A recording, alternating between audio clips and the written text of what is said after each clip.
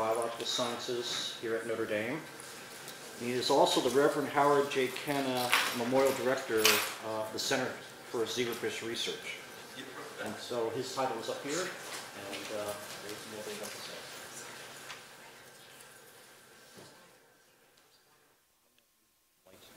Yeah, probably a little bit. Can you get rid of these? It's all or none? Okay. Okay, well, thank you for coming. I'm going to be talking to you a little bit about a specific application of stem cells this afternoon, and in particular, the ability for stem cells to regenerate nervous tissue, and regenerate not just in a morphological sense, but also in a functional sense. So there's a variety of different diseases that exist within the human population. Several are listed right here, which lead to the degeneration or loss of specific cell types in different types of tissues, some of them being neural tissue, such as macular degeneration, spinal cord injuries, Alzheimer's disease, and other types of diseases that are not affecting neural tissue.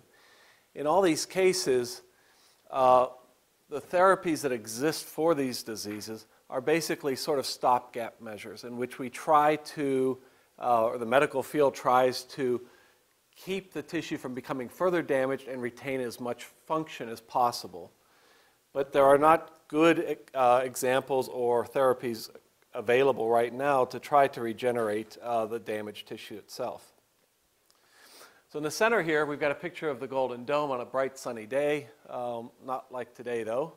And then we have 4 different retinal diseases that afflict the human population: retinitis pigmentosa, macular degeneration, which is the most common form of blindness in the elderly, diabetic retinopathy, and glaucoma. And what you have is an image of what the dome would look like in each of these 4 diseases. And again, these are degenerative diseases. So as you begin to lose your vision, the best we can do at this point in time is to sort of slow down that vision loss. We cannot recover any functional vision. So as you start to lose your peripheral vision in retinitis pigmentosa, there are treatments that will slow it, but it will not recover that peripheral vision that has been lost. So the hope or the goal, one of the goals of stem cell therapy is to be able to regenerate damaged tissues. And as Rebecca showed earlier today, we can take pluripotent stem cells of a variety of different sources and hopefully be able to transplant them back into individuals and be able to regenerate tissues that have been damaged due to a variety of different diseases. But just as importantly, these stem cells will lead to, if we work with them and study them, we'll have a better understanding about a variety of different processes that are required for normal development and birth defects, and understand the underlying pathologies behind these diseases also. So there's a lot to be gained from it besides just from a regenerative standpoint. As Rebecca mentioned, embryonic stem cells, which are a highly controversial subject in the case of humans, are derived from cells in this inner cell mass. And people have tried to use embryonic stem cells, primarily using mouse embryonic stem cells, to regenerate nervous tissue. And in these cases, in which you have mouse models for human diseases such as retinitis pigmentosa, when these embryonic stem cells are injected into a damaged mouse retina, they begin to proliferate in an uncontrolled manner, and they start to differentiate into cells in an uncontrolled manner. So that not only do you regenerate neurons, but you regenerate muscle tissue, neurons, and a variety of other different cell types. So this leads to a non-productive regenerative event, because in these human diseases, 1 or 2 specific types of cells are lost, and those should be the only types of cells we try to regenerate, not a plethora of different cell types. And so this resulting uncontrolled proliferation and differentiation failed to lead to any sort of functional regeneration or recovery of vision in these mouse models. So besides the variety of different ethical and moral and legal concerns about using embryonic stem cells for regenerative medicine, there's also a scientific concern associated with using them. as of this time, they have not been used successfully for any sort of regenerative biology in the nervous system. Rebecca mentioned iPS cells, or induced pluripotent stem cells, and these are cells that were first demonstrated by Yamanaka's lab, in which you can take a somatic cell, either introduce 4 specific genes, or as it's been modified subsequently, RNAs, proteins, small molecules to activate those genes or their protein products, and convert that cell, that somatic cell, back to an embryonic stem cell-like fate or identity.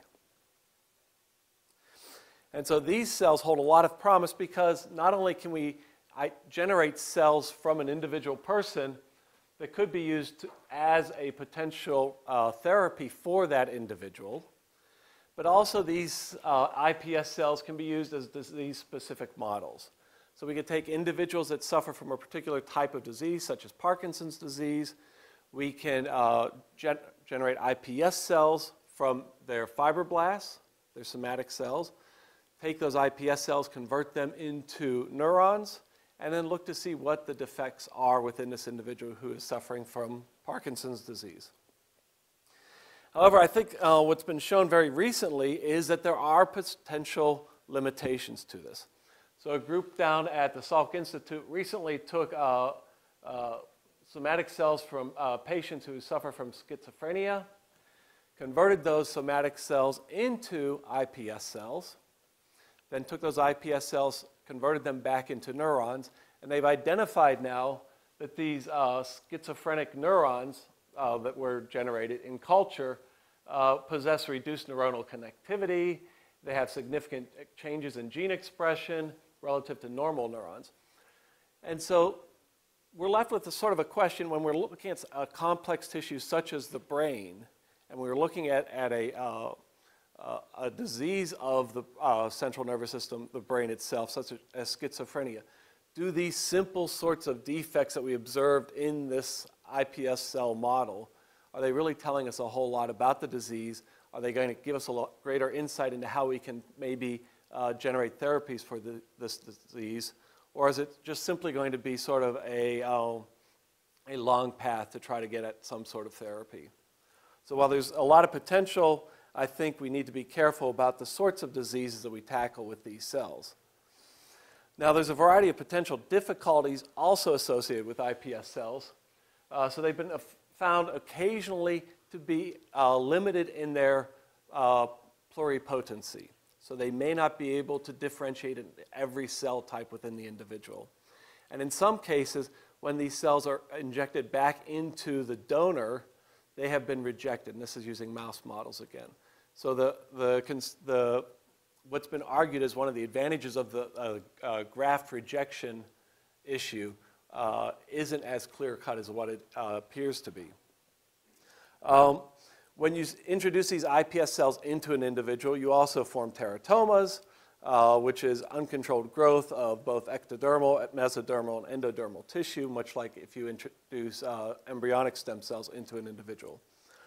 These iPS cells have been shown to acquire a large number of mutations that were not present in the original somatic cell, so the process of reprogramming these cells goes through a mutational type of event which is uncontrolled at this point in time. And many of these types of mutations are tumorigenic. These are not due specifically to the 4 genes that you're introducing into those cells, but it's due to other accumulated mutations that are occurring, and nobody understands why this is occurring. And then finally, while these iPS cells appear to be reprogrammed back to an embryonic stem cell-like fate, they still contain epigenetic markers that were found in the original somatic cell. So they have not been converted totally back to an embryonic stem cell-like fate.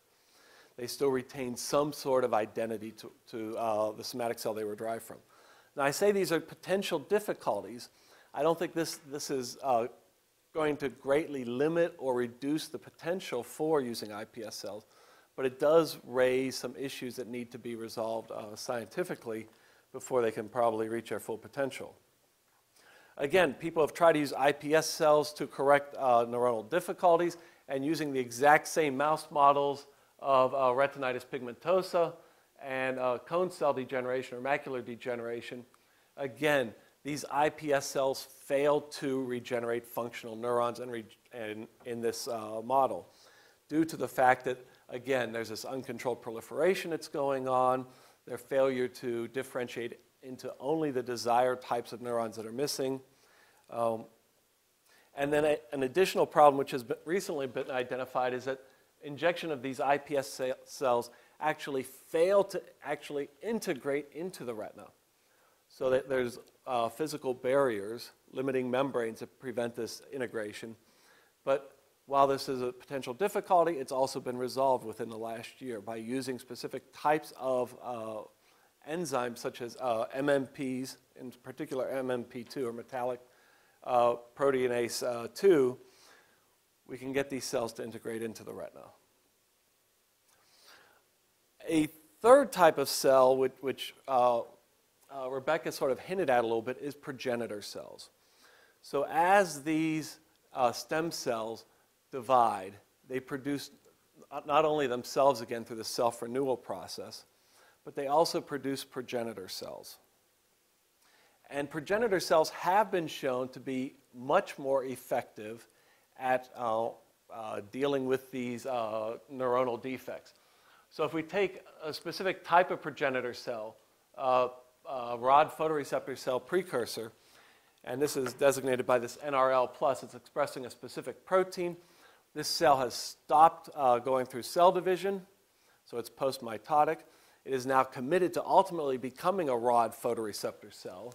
We can take those cells, inject them into a variety of different mouse mutants in which the rod photoreceptor cells have died, and these progenitor cells can be integrated functionally into the retina at a very low level, but it does occur. And what you actually see is, from a functional standpoint, it increases their threshold to light by an order of magnitude of 1 log, which is 1 log order less than the wild-type retina, but 1 log order better than the blind mouse retina. So what this suggests then is possibly the use of iPS cells, not in using iPS cells themselves, but taking the iPS cells, growing them in culture, and then pushing them down a particular pathway of differentiation so that they become progenitor cells, they exit the cell cycle, and then we can introduce those back into the damaged nervous system. So what this also suggests is that pluripotency may not be all that it's cracked up to be. That maybe unipotency or limited potency may be more advantage in regenerating a variety of different tissues. So that if you know you're trying to regenerate beta cells in a pancreas, the fact that the cells you're introducing can't become neurons or can't become heart tissue is not really a problem at all, as long as those cells can efficiently and effectively regenerate beta cells within the pancreas. So the last type of cell that Rebecca talked about were adult stem cells. And as she mentioned, these exist in most human tissues, but they exist, it appears, in a relatively quiescent sort of state. They might be proliferating at a low rate, they might be actually non-proliferating, but still have the ability to re-enter the cell cycle. And in some organisms, damaging the tissue is sufficient to reactivate these stem cells. So, to give you an idea of how I sort of look at this problem, is we have a tissue right here, which is simplified as a variety of different cell types, each cell type having a particular shape and a particular color. If we damage that tissue, we lose one of those particular elements and then add back a stem cell which is pluripotent, those cells will integrate randomly within that tissue, and then they will randomly identify particular differentiation states that they're going to become, and you generate this sort of pattern, which is very different than what you have up here. And so this is clearly not going to be a normal pattern, a normal tissue. It's probably not going to be functional. And this is what we see right now when you introduce embryonic stem cells or iPS cells into a damaged tissue. In some tissues, in some organisms, what happens is this damaged state induces a particular type of cell, such as these red triangles, to de-differentiate or become an earlier fate or re-enter the cell cycle if they're quiescent. And those cells then have the capacity to proliferate. Now all of a sudden these cells are already integrated within the tissue and are potentially in a better position to identify what particular type of cells are missing. They can proliferate to become that particular type of cell and then differentiate to recover this normal pattern that you originally had. And now you have an opportunity for this to be functional also. So my lab utilizes zebrafish, as does Rebecca's, for our research. And we utilize zebrafish for a variety of different reasons. They're small in size, which means we can keep hundreds of thousands of these fish right here on Notre Dame's campus. They generate large number of progeny from a single mating. So we can take one male, one female, and a single mating can produce upwards of 200 progeny, which allows us to be able to do a variety of different types of genetic things that are more difficult to do in other sorts of systems, such as mice. We can isolate a variety of different mutants. We can isolate mutants that mimic human diseases. We can isolate mutants that have defects in specific genes that mimic human diseases. The genome is largely sequenced, so we can target whatever gene we want. And finally, they have the capacity to spontaneously regenerate a wide array of tissues. So you can do things such as cut off their fin, and the fin grows back. Okay, fairly simple experiment. You can cut away a third of their heart, and the heart grows back without any sort of scar tissue. A remarkable feat. If we could do that in the human population, can you imagine what that would do to medicine? It would revolutionize it. And as I'm going to show you, we can regenerate neuronal tissue, functional neuronal tissue. And so the goal here of the work going on in my lab is to understand this process in this system, in zebrafish, where we can genetically and molecularly dissect things out. Often, people, friends of mine, will say, well, if you're interested in trying to cure blindness in humans, why don't you do this with humans? And as I hope all of you appreciate, we cannot ask for human volunteers to come forward, mutate their sons, and then mate them to all these different daughters that exist within the population. We just can't do this. But we can with fish. Nobody cares what we do with the fish. So the fish retina is very similar to the human retina. Okay, so is the adult fish retina right here. You can see it has these different layers of darkly staining cells. These represent the cell bodies.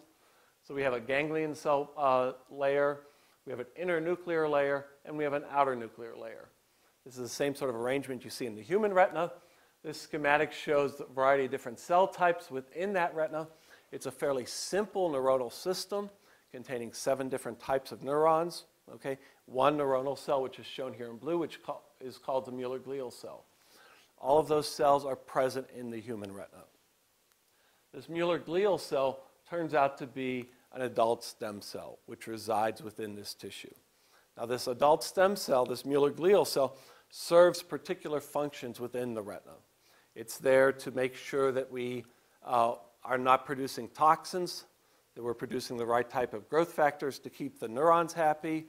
It's there to actually function to channel the light which is coming through the lens, through all these different nuclear layers, out here to the outer nuclear layer, where the rod and cone photoreceptors are, so we can see an undistorted image of whatever we're looking at. So they normally carry out these processes, but in the fish, it carries out one additional process. And in the zebrafish, the fish grows throughout its entire life. So as it grows throughout its life, it has to make new cells for all of the tissues, including the central nervous system, of which the retina is part of. And so what I have here is an image, which is very dimly lit here, showing proliferating cells. And here is a cell which is proliferating in the internuclear layer.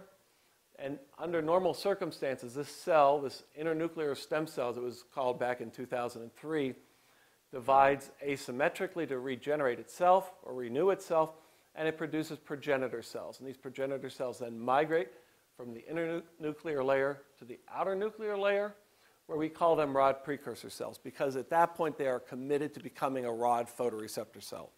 They will not become a cone photoreceptor cell. They will not become a Mueller glial cell. They will become only rods, as shown in this lineage right here. So this is under the normal circumstance, and it happens throughout the lifetime of the fish. In situations when this fish retina is damaged, such as when we put them in extremely bright light, what happens is this retina goes from looking like this to within 4 days looking like this. And the two things that happen are, first, the obvious thing is this region becomes much smaller. And this is where the outer segments, or the part of the rods and cones that detect light, are located, and that part is lost. The reason that part is lost is because the rod and the cone photoreceptor cells themselves are lost or die. And that can be seen because this region of blue dots here, which represent the nuclei of the rods and cones, go from several nuclei thick to basically one nucleus thick. And we can count this and quantify this a variety of different ways. But what happens is if we were to put this fish back into standard light, take it out of the very bright light that caused the damage, and wait 30 days, actually even less than that, maybe about 14 days, we can actually regenerate this retina. So these outer segments have returned, and this outer nuclear layer, again, is several nuclei thick. So we get a morphological, structural regeneration of the retina in a very rapid time. This happens spontaneously, and how it happens is because these Mueller glial cells, shown here in a transgenic line that we generated in the lab, which expresses green fluorescent protein in just the Mueller glial cells. These cells, 16 hours into the light damage, the retina would look like this. The Mueller glial cells are still present. They're still expressing GFP. By 31 hours, they now start expressing a different protein, PCNA, a protein which is expressed in cells that are trying to divide. So these Mueller glia are starting to divide. They then produce cells that are now red, expressing PCNA, but no longer expressing GFP. These cells represent the neuronal progenitor cells. So that Mueller glial cell has divided, regenerated itself, produced progenitor cells, and these progenitor cells are now continuing to divide or amplify, as Rebecca mentioned this morning, and they begin to migrate to the outer nuclear layer where they will differentiate in the rods and cones. Question, sure. Quick question. If you look at the before and after slides Yeah. at the top, they don't look exactly the same. Because this is not the exact same genetic background. Got it. Okay, Thanks. good question. That way I know people are awake. Seriously. Okay, so this is what happens when we damage or kill off rod photoreceptor cells. What happens if we kill off other types of neurons? And so we can take a particular drug called wabane, which is a neurotoxin, inject it into the eye at very low concentrations, and this is our control. 3 days after the injection, what happens is this ganglion cell layer and this internuclear layer have now vanished. And the outer nuclear layer, where the rods and the cones reside, remains intact. And over the course of 60 days, it regenerates. So it becomes the converse of the light damage model, where we kill off rods and cones. We kill off all the other types of neurons. And what happens is, again, this is our transgenic line expressing GFP in the Mueller glial cells. They begin to start to express PCNA as they divide. They produce progenitor cells, and they start to migrate to wherever the damage is. So there's a morphological regeneration that occurs, a structural, a cellular regeneration that occurs. Is there a functional regeneration? Because keep in mind that these new neurons are now being born within a neuronal network in which it has to find the proper synaptic connections. A very complex issue for these cells to do. So this represents a behavioral test that we did with Lei Li here at the University of Notre Dame. We put this fish in a circular tank. It cannot see across this post, and so the fish swims basically just in circles. We can then put on the outside of the tank this black stripe, and we can rotate it in whatever direction we want at will. The fish, while they are remarkably good at regenerating, they are not very bright. Okay? They think that this black stripe is Shamu the killer whale or something, and will do everything they can to avoid it. So this fish, 2 weeks earlier, just swam in circles around the tank and totally ignored the black stripe. Now, 2 weeks later, after all that morphological regeneration has occurred, you will see as we change the direction of the stripe, so that the fish sees it, it will change its direction. And on 10 out of 10 encounters with that black stripe, it successfully avoided it. Even when we tried to trick it by changing how long it takes before we switch the direction of the stripe.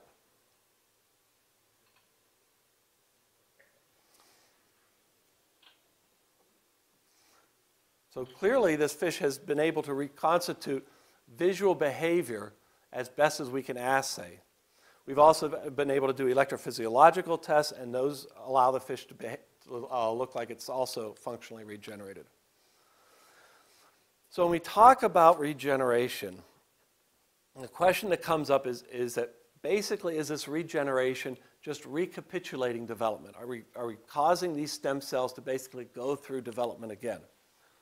And so this is what the retina looks like very early in development, 30 hours after fertilization. It's a mass of a single epithelial layer of cells, undifferentiated, and within about 3 days, we have generated different types of neurons, and they are separated into these different layers. And then this persists until adulthood. When we look at the light damage model, which is what happens here where we lose rod and cone photoreceptor cells, this is remarkably similar to what you would see in development, where the rods are the last type of neuron that are born. So in this sort of situation, the progenitor cells that are being produced from the Mueller glia are seeing an environment which is very similar to what they would see in development. In the Wabane damaged retina, it's a complete opposite, because now the only neurons that are left in this damaged retina are the rods and cones, which are the last neurons to be born. And now we're asking it to create all the earlier developing neurons and wire properly into cells that it wouldn't normally be trying to connect with because they aren't there under normal developmental circumstances. But in both cases, we get normal regeneration of the tissue and functional regeneration of the tissue in that behavioral assay. So if it is not development that seems to be happening, is there some other process that seems to be being mimicked here in the regenerating zebrafish retina? And what I would argue is that the process that we're seeing is something which is very similar to reactive gliosis that we see in the damaged human retina. So if there were any ophthalmologists that were in this audience, which I don't think nobody has a background in ophthalmology? No? Okay. So whenever you damage the human retina, what happens quite often is the Mueller glial cells, okay, after this damage, begin to swell up. They express specific proteins such as GFAP, an intermediate filament protein, okay, glial fibrillary acidic protein. After expressing these proteins and starting to swell up, the Mueller glial cells start to divide. This is exactly what we see happening in our damaged zebrafish retina. The same sort of molecules are being expressed, the same sort of swelling of the Mueller glia is occurring, and the proliferation is occurring. However, what happens is in zebrafish, the Mueller glia divides once, maybe twice, to produce progenitor cells, and the progenitor cells then migrate and differentiate into the missing neurons. In the mammalian retina, we fail to terminate the Mueller glia proliferation. They continue to divide, they start to migrate and create a glial scar. And so we think that there are similarities that are occurring initially here between these two processes, one occurring in humans, one occurring in fish, but there's a difference in the outcome that occurs down here where we have a glial scar, we have a functional regeneration occurring over here. We don't know, and I think it's impossible to tell where these two pathways diverge genetically. It could be happening very early in the process, but is not manifested until later in the process, until we can see what's happening, what's proliferating. And so we've taken the tact of asking what is happening during normal regeneration as a retina is damaged, producing a signal to the Mueller glia to begin dividing.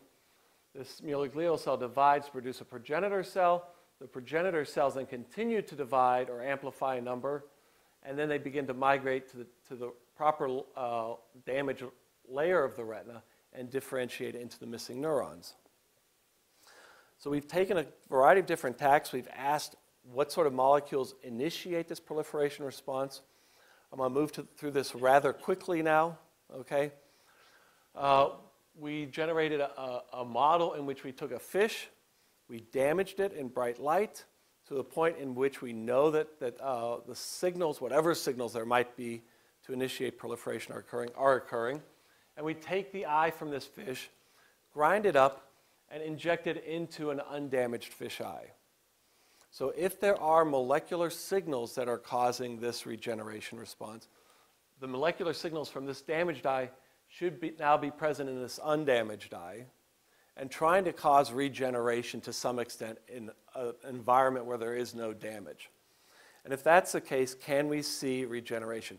We can see a regeneration response. We can isolate the protein changes that occur between the damaged retinal lysate, and we've identified one particular protein, protein spot 90 right here in purple, which corresponds to tumor necrosis factor alpha. And if we look at that protein down here in the damaged retina, TNF alpha in green increases in expression 16 hours into the light damage, the point in which cell death is maximally occurring. And by 35 hours, when the Mueller glia start to proliferate, we start to see it down here in the Mueller glial cells. We can do RNA experiments to see what cells are expressing this TNF alpha. And at 16 hours, it's the rods and cones that are expressing TNF alpha. And in fact, we can look at which rods and cones are dying, and it's actually the dying rods and cones that are expressing TNF alpha. So the right type of cell is expressing this molecule at the right time to be signaling, hey, we're dying, you better start regenerating. We then developed a technique in which we used morpholinos, which are very similar to siRNAs or microRNAs, in that they bind to a particular mRNA sequence and block the expression or translation of a specific protein. When we do that, we can block the expression of TNF alpha, as shown here, relative to the controls. And when that happens, we block the proliferation that's occurring of the Mueller glial cells in the internuclear layer relative to the controls. And we can quantify that. So the green bars represent where we block TNF alpha expression, the blue and the red are the controls. So it appears that TNF alpha is a molecule that's required to initiate this proliferation response. Identified other molecules shown here, ASH-like 1A, STAT3, SOX3A, that are also involved in this response. But the question was, could we identify molecules that are expressed later in this regeneration? And so we did a gene microarray experiment looking at changes in gene expression. We identified over 1,700 genes that were increasing in expression during this time course. And we looked at one particular one, PAX6. There's two PAX6 genes, a PAX6A and a PAX6B. These genes, while they're expressed initially in a variety of differentiated neurons, shown here in green, in the undamaged retina, once we damage that retina, at 51 hours into the damage, we see PAX6 expression coming up in these progenitor cells. At 68, it's still there, and at 96 hours, it's still there. So again, we used our morpholino technique, block PAX6A and block PAX6B expression. And what we found was that when we block PAX6B expression, we can allow that Mueller glial cell to divide one time to produce a progenitor cell, and that progenitor cell cannot divide any further. If we knock down PAX6A expression, that progenitor cell can divide a couple of times and then stops, but does not reach its full proliferation maximum number. And so clearly PAX6B and PAX6A are required downstream of initiating this response. So why is this important? Because in the other model people commonly use to study stem cells in the retina, the mouse, when you damage the mouse retina, the Mueller glial cells at a low rate will start to divide. And when they divide one time to produce a progenitor cell, and then it stops. It's exactly what we see when we knock down PAX6B. That progenitor cell then differentiates into whatever type of neuron it wants to and ultimately dies.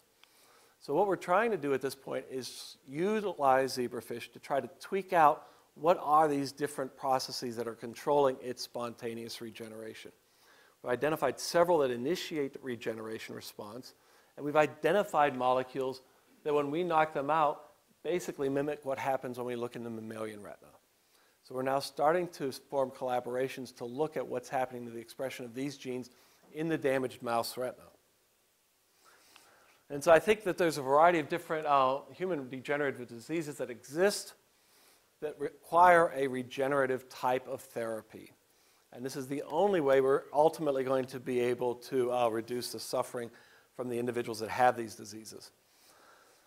Human embryonic stem cell research, which is based largely on, I believe, the historical mouse embryonic stem cell research that has been going on for several decades now, has yet to produce any tangible regenerative responses.